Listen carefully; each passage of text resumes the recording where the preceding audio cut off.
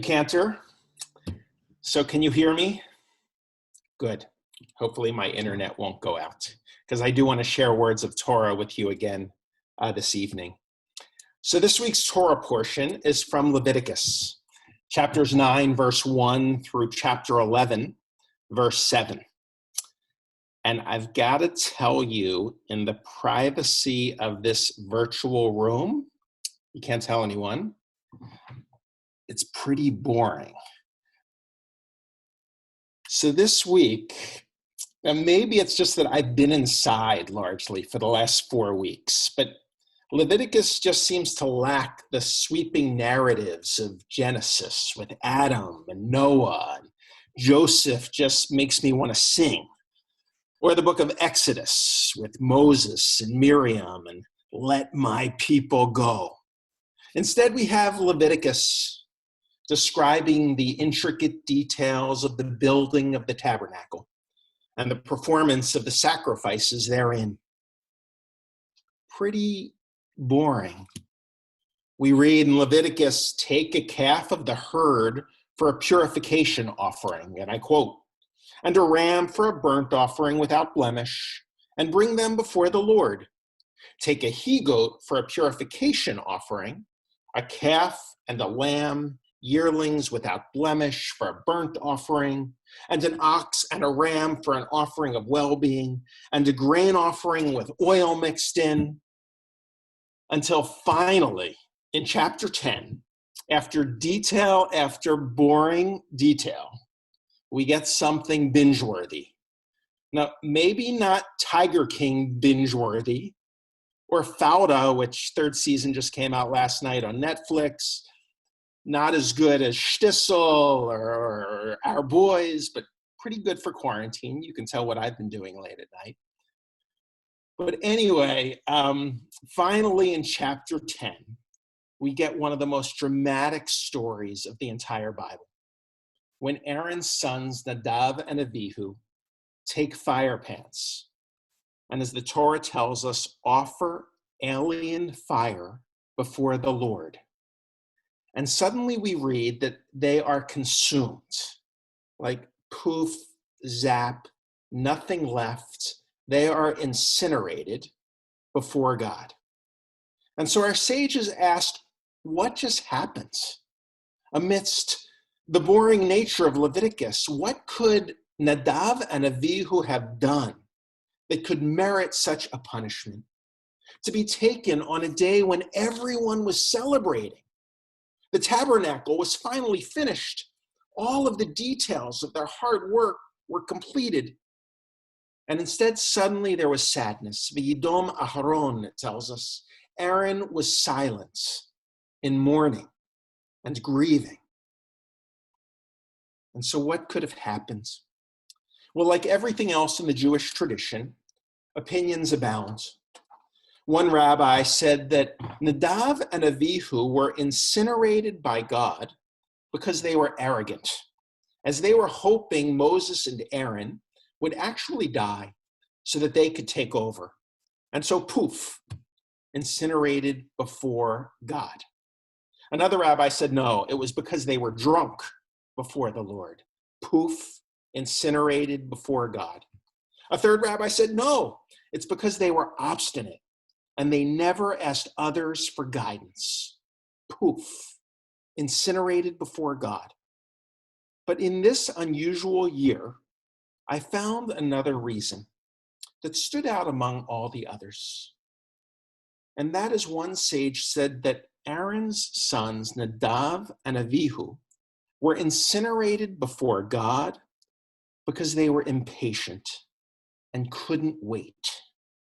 You see, they had listened to verse after verse of Leviticus on how to build the tabernacle and perform all the sacrifices therein. And as soon as it was over, they ran out of their homes before they were told. And they offered this fire.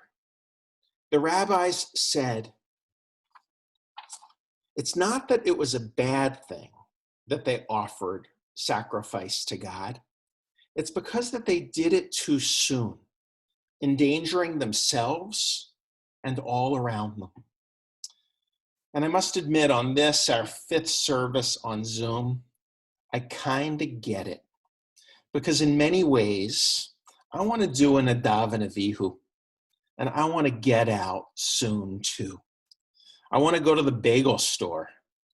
I want to go to Starbucks. I want to just go out and give my friends a hug. But I have to wait, for I'm told it's not time yet. And as much as we'd like to think it is, because perhaps much of the work has been done, or our time at home is increasingly boring, we need to be patient and persevere, especially these next couple of weeks, and do something that Nadav and Avihu just weren't able to do. They paid for it. And so for the answers on how to persevere, I turned to Natan Sharansky, the famous Jewish refusenik who sat in a jail in Siberia for over 9 years, half of them in solitary confinement, simply for teaching Hebrew in the Soviet Union. And I listened to Sharansky as he was asked to give advice to the millions of people now sitting in isolation. And he said a few things. One, he said, you need a sense of humor to persevere. He said he would tell jokes to the prison guards. Two, he said, you need to have hobbies. He said that even in jail, he played chess in his head. Three, he said, you need to know that you're not alone, that you're part of a community. And he knew that he was part of a people protesting all over the world, many of us included, with a shared mission. And he remembered that. But the one I want to focus on is his fourth reason. He said that you need to accomplish things that are not dependent on others.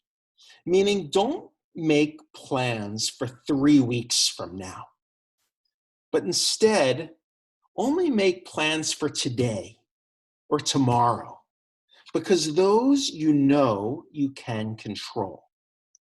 And then here's the kicker. He said, and know that every small deed that you do is part of a larger battle, and that ultimately victory depends on you. And that's what we need to do.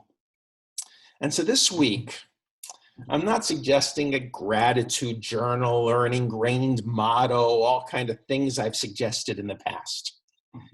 Instead, I'm suggesting that we keep an I did it journal, a simple listing of the things you've accomplished during the day that you can actually record in a notebook or in your head.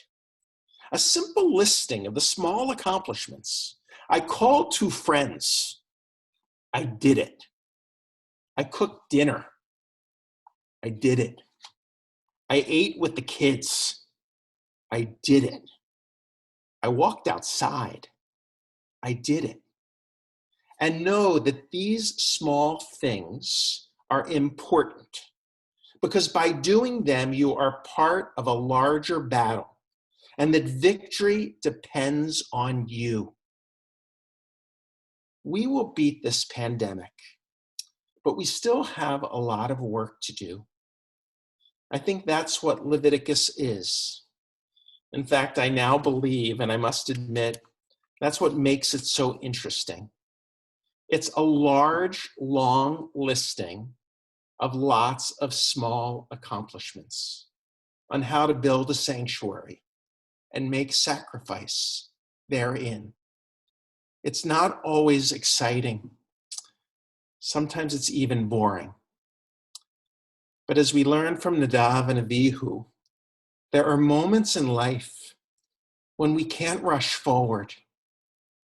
We need to make sacrifices for the common good. That's Leviticus, according to the rabbis, the holiest book in the entire Torah. I did it. I did it. I did it. I did it. Shabbat Shalom. Good Shabbos.